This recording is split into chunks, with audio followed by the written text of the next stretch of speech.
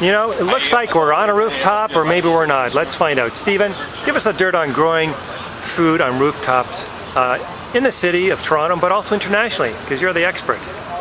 Well, the green roof industry has been growing at an incredible rate across North America. Last year we had 150% growth rate, which was just tremendous, and we're expecting a major growth in the industry again this year. And one of the areas that's really starting to emerge as an important one is growing food on top of rooftops. And that has a wide range of different technologies that are in use. In some cases people are using greenhouse technology and growing food hydroponically. In other cases people are laying out growing media and compost and growing like a traditional farm would on tops of roofs, and we're seeing that in places like New York. In Toronto, we've just taken a few baby steps in terms of growing food on roofs, and we're looking forward, as a result of this Urban Ag Conference, to seeing many more projects take place like the ones we're seeing starting to take place here at Ryerson University, where we're holding the conference. The reasons that we want to grow food on a roof, or in a city for that matter, are many. There's an opportunity for jobs for young people, underemployed people. There's an opportunity for jobs for socially disadvantaged people. So we can grow food as a supplement for people's nutritional needs, especially in areas of the city where there's a real social need, but what are called food deserts. You know, there's not enough fresh vegetables around.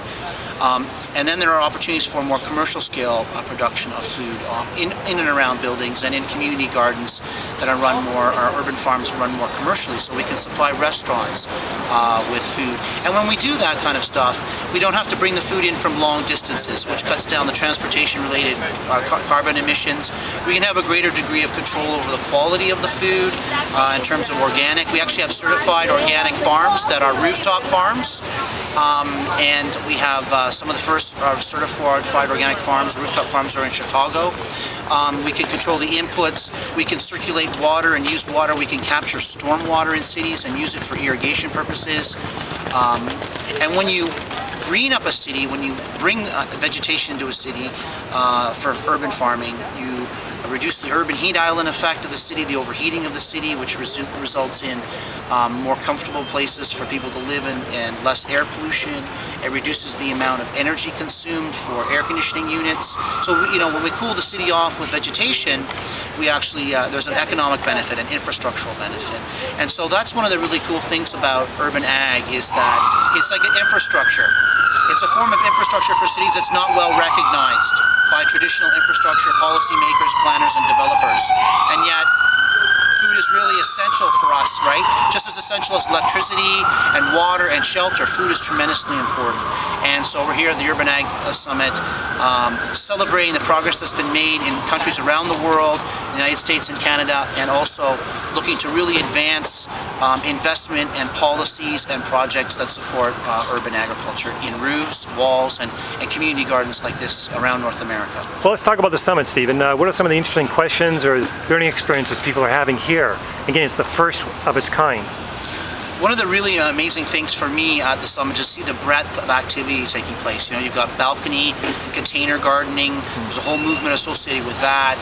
You have commercial scale, you have social enterprise. You've got this amazing range of activities, both in terms of the governance and also the projects that are taking place in terms of urban ag. And the most exciting stuff from my perspective is when you look at urban ag projects in the city, and then you do things like use renewable energy for electricity, or you use solar hot water to do aquaponics and grow fish, and where you have these systems where the waste of one aspect becomes the nutrients and the inputs of another. So these integrated systems that combine water and energy and nutrient flows with food production and social well-being and social justice and young people and training and opportunities. There's so much stuff you can wrap around urban agricultural projects that they're extremely exciting, and I think that is going to be a big part of the future. It's like a whole world in itself. Yeah, it's like in some of these cases you even can have little mini ecosystems taking place, you know, where they're actually generating methane. You produce methane from composting. The methane is burned to produce electricity. The methane also, when you burn it, creates CO2, but to put the CO2 back in the greenhouse increases the yield in terms of growing food. So we have all these really positive synergies that we've only really just begun to explore the engineering and and all the technologies involved in that. Well, people that are new to explore this technology, how are they finding, or the challenges in embracing it?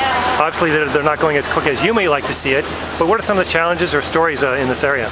Well, one of the challenges you have whenever you're developing something new, there's a number of challenges. One of the financing is one of the challenges, and we heard from Paul Lightfoot, for example, and one of the ways he's trying to do rooftop greenhouses is get supermarkets to sign contracts, long-term contracts to buy vegetables, and then he uses those contracts to finance the development of the greenhouse.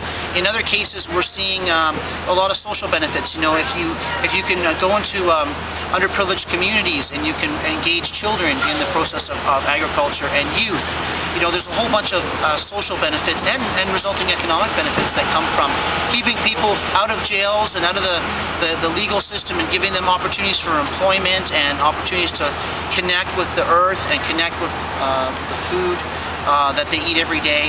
And there's a whole bunch of health benefits, right, that are associated with the local food movement, urban agriculture. A lot of the food that we get when it's imported from long distances doesn't have a lot of nutrients in it.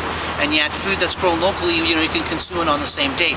And that means that we can there's exercise involved, but we can have lower rates of diabetes and more healthy and nutritious food. So all these things tie in. There's all these different ways of overcoming some of these financial issues if you get creative, and that's what we're seeing at this conference, a lot of creativity. Let me ask you this, Stephen. Do you have a really good, interesting story internationally regarding this? One of the more interesting things I've seen internationally is China. I'm going to China in October. And there's a rooftop agriculture movement in China. And the Chinese authorities are really encouraging people to look at growing food in Chinese cities in part. They're doing a lot of that already, but not necessarily on the rooftops. And one of the reasons for that is that in China, there's been such a massive urban expansion and there's been such a massive expansion of industrial buildings over the last 20 years that they're losing their capacity to feed themselves as a country. And so the opportunity to bring food into cities, in and around buildings in China, I think it's going to be really important for the world, and I'm really excited to be going there and looking at those developments. Final question, I've got a lot more, but we're running out of time and you've got a busy schedule here at the summit. If someone were to start growing food on the roof, what's your best advice you can give them in simple form? Well, you really need to go through a structural engineering evaluation. Roofs are really important because they hold snow in Toronto and in many climates. They have to divert there's waterproofing issues. So I wouldn't recommend that someone goes about doing that unless they work with a green roof professional. Green Roofs Throughout the Cities, the association that I run that's working to develop the green roof and wall industry, has a certified green roof professional designation, and we have those people on our website. You can find them, and that's the good place to start. Okay. Let's talk about your website for more information. Yeah, so for more information you can go to Green Roofs, www.greenroofs.org, and for more information about how we're trying to encourage the provincial government to invest in green infrastructure like urban forests and community gardens and green roofs, you can go to www.greeninfrastructureontario.org and learn about the work that we're doing in the coalition to have more investment in living green infrastructure in our cities. Great. Thank you so much. Thank you.